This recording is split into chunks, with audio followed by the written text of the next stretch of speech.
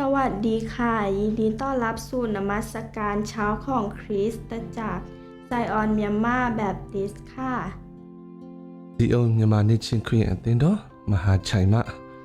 နနဲ့အာယုံကိုကွယ်ကူပြုခြင်းအစီအစဉ်မှာဂျာနာဖို့ရင်အတွက်နှုတ်ကပတ်တမန်ကျမ်းစာတစ်ပိုက်ကိုဖတ်ကြားပါမယ်ယောဘဝတ္ထုအခန်းကြီး23အငယ်8မှ10ဖြစ်ပါတယ်ယခုမူကားငါတက်လင်ဖျားသခင်ရှိတော်မမူစုပ်လင်ကိုတော်မရိပ်မိလောက်တော်မူရာလက်ဝဲတော်သို့သွားလင်ကိုတော်ကိုမဖူးမတွေ့ရလက်ရဘဲ၌ပုံးရှောင်လက်နေတော်မူသောကြောင့်ကိုတော်ကိုမမြင်ရသို့တော်လည်းငါသွားသောလမ်းကိုသိတော်မူ၏စစ်တော်မူခြင်းကိုခံပြီးမှရွှေကဲ့သို့ငါပေါ်လိမ့်မည်ဒီနေ့ယုံကြည်ခြင်းအားကြီးသောဘုရားသခင်ပေါ်မှာသစ္စာရှိသောယောဘရဲ့ဒီနေ့မြည်တမ်းသောယောဘရဲ့ဘုရားသခင်အစီမှာတောင်းလျှောက်သောဒီနေ့စကားလေးပဲဖြစ်ပါတယ်သူ့ဘဝအတ္တမှာဒုက္ခပြဿနာတွေအခက်အခဲတွေဒီနေ့သားသမီးတွေသေဆုံးခြင်းတိရစ္ဆာန်တွေသေဆုံးခြင်းဒီစီးစိမ်တွေကုံဆုံးခြင်းနဲ့အတူသူကိုယ်တိုင်ကအစခန္ဓာကိုယ်မှာဒီနေ့အနစိမ့်နာကျင်စွာခံစားရပါတယ်။တနည်းတဲ့အစဘေးနာနေသူ့ကိုမြည်တုံတောက်တည်တဲ့ခါမှာသူ့ဘဝတတမှာသူတယောက်တည်းရှိတဲ့ခါမှာတငယ်ချင်း၃ယောက်ကလည်းလာပြီးတော့အပြစ်အမျိုးမျိုးပြောတယ်။ဒီခါမှာဖះစီမှာပြောတဲ့စကားလေးကတော့ယခုမူကားငါတက်လင်ဖះသခင်ရှိတော်မမူငါတက်တယ်ဆိုတာအင်္ဂလိပ်လိုမှာတော့အရှိသွားမယ်။ငါအရှိကိုသွားရင်ဖះသခင်ကမရှိဘူး။သုတ်လင်ငါအနောက်ဘက်ကိုပြန်သွားလင်လည်းဘုရားသခင်ကငါ့ကိုမရိပ်မှုပြင်လှုပ်တော်မူရာလက်ဝဲဘက်မှာသွားလို့ရှိရင်လည်းကိုတော်ကိုမဖူးမတွေ့ရဘူးပြင်လက်ရဘက်မှာမလဲဘုရားသခင်ကပုံးရှောင်တဲ့နေတယ်ဆိုတော့သူ့ကိုမမြင်ဘူးဆိုပြီးတော့ဒီမှာအထီးကျန်ခြင်းတွေကိုခံစားရတယ်သူ့ဘဝတတမှာအခက်အခဲဒုက္ခပြဿနာတွေမှာဘုရားစီကိုတောင်းလျှော်တော်ညာလဲဘုရားသခင်ကအရှိအနောက်တောင်မြောက်ဘယ်အရက်မှမဆသူ့ကိုမသိဘူးမတွေ့ဘူးပုံနေတယ်လို့သူခံစားရတဲ့အထီးကျန်ခြင်းတို့ဒီနေ့ညီတန်းခြင်းဖြစ်ပါတယ်။ဒါမဲ့လည်းမိတို့အခြေအနေရှိပါလေစေ။ဘုရားသခင်ကသူ့သွားသောလမ်းကိုသိတယ်။ကိုယ်တော်ဘုရားသခင်ဘယ်မှာရှိတယ်ဆိုတာမသိပေမဲ့ဘုရားသခင်ကျွန်တော်သွားနေတဲ့လမ်းကိုသိတယ်ဆိုတော့သူကအကျွမ်းမဲ့ယုံကြည်ပါတယ်။ပို၍အံ့ဩစရာကောင်းတာကဘုရားသခင်ကသူ့ကိုစစ်တော်မူပြီးမှရွှေကဲ့သို့ပေါ်လာမယ်ကျွန်တော်တို့ကိုဘုရားသခင်ကစစ်လက်ရှိပါတယ်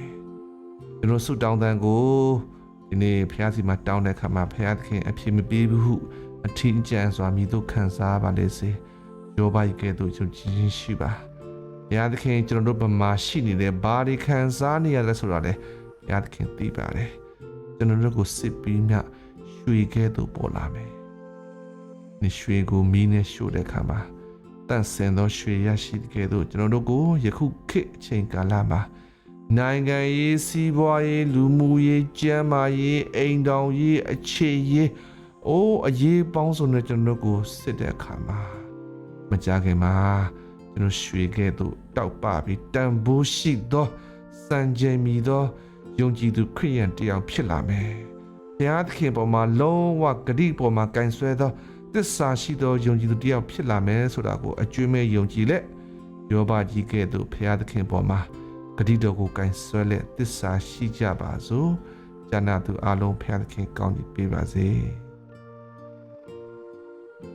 ဘုရားသခင်ညတာလုံးအိပ်ပျော်သောခွင့်နဲ့အတူနည်းနည်းအချိန်၌နိုးထသောအခွင့်ကိုရရှိသောကြောင့်ဘုရားသခင်ရဲ့ကျေးဇူးတော်ကိုချီးမွမ်းပါတယ်နည်းနည်းသက်ရှင်သောလေများကိုရှုရှိုက်သောအခွင့်နဲ့အတူနေဖျားကျေးဇူးတော်အားဖြင့်ပေးထားလက်ရှိတဲ့လုပ်ငန်းခွင်ထဲမှာသက်ဆိုင်လက်ရှိတဲ့လုပ်ငန်းဆောင်များကိုလုပ်ကိုင်ခွင့်ရရှိသောကြောင့်ကျေးဇူးကိုချီးမွမ်းပါတယ်။နို့အလုတ်သွားအလုတ်ပြန်လုပ်ငန်းခွင်ထဲမှာဘုရားသခင်ချီးမြှောက်တော်မူပါဘုရားသခင်ကာကွယ်တော်မူပါဘုရားသခင်ကျေးဇူးတော်အားဖြင့်ဒီနေ့တာလုံးရှင်လန်းဝေမျှစွာဖြင့်လုပ်ငန်းဆောင်တာများကိုလုပ်ကိုင်ခွင့်ရပါမိကြောင်းကိုရှင်ကိုအနံ့ပါတယ်။ဒီတော့မှာရှိတဲ့တကြီးသူများနေသက်ကြွယ်များသက်လက်များလူငယ်များ လေးသူငမြအထိဘုရားသခင်လမ်းပြအုပ်စုကောင်းကြီးပေးပါကျမ်းမာခြင်းအားနည်းလည်းရှိတဲ့ခရစ်ယာန်သားသမီးများရဲ့အသက်တာသူဖြစ်ကင်ဆာယောဂခံစားနေလည်းရှိတဲ့ခရစ်ယာန်သားသမီးများဒီနေ့စိတ်ပိုင်းဆိုင်ရာဒီနေ့အားငယ်လည်းရှိတဲ့သားသမီးများဝိညာဉ်ပိုင်းဆိုင်ရာအားနည်းလည်းရှိတဲ့သားသမီးများအသက်တာကိုလည်းဘုရားသခင်ကုသလည်းဘုရားသခင်ကြီးစုတော်အားဖြင့်ကိုယ်စိတ်ဝိညာဉ်ကျမ်းမာသောခွင့်ကိုပေးသနာရမှာပါနည်းနည်းအချိန်မှနေဝေမိုးချိုးသတိတက်အောင်ဘုရားသခင်သည်လမ်းပြပါမည်ကြောင်းယေရှုခရစ်တော်ဖျားနာမ၌ဆုတောင်းပါ၏အာမင်အဖဖျားသခင်ရဲ့မြတ်တာတော်ယေရှုခရစ်ရဲ့ကျေးဇူးတော်တန်ရှင်သောဝိညာဉ်တော်ဖျားရဲ့မိတ္တာဖို့ခြင်းသည်ဒီကျွန်တော်တို့အသင်းတော်မှာရှိတဲ့အသင်းသားများ